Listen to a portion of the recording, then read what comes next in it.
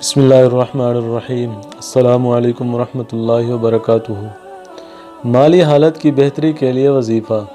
Number 1، استغفار کی کثرت کریں، اس پر فراوانی رزق کا وعدہ قرآن مجید و احادیث مبارکہ میں موجود ہے۔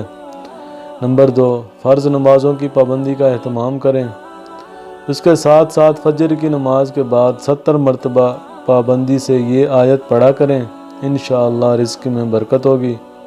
اللہ لطیف بعبادہ یرزق من یشاء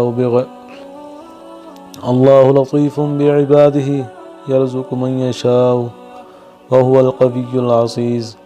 ہر نماز کے بعد 7 مرتبہ اور چلتے پھرتے درج ذیل دعا کا اہتمام کریں۔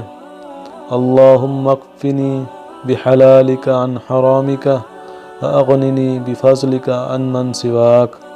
ہر مشکل اور ہر پریشانی کے حل کے لیے مندرجہ ذیل تسبیح صبح اور شام 7 مرتبہ پڑھیں۔ حسبی اللہ لا الہ الا ہوا علیہ توکلت وہو رب العرش العظیم۔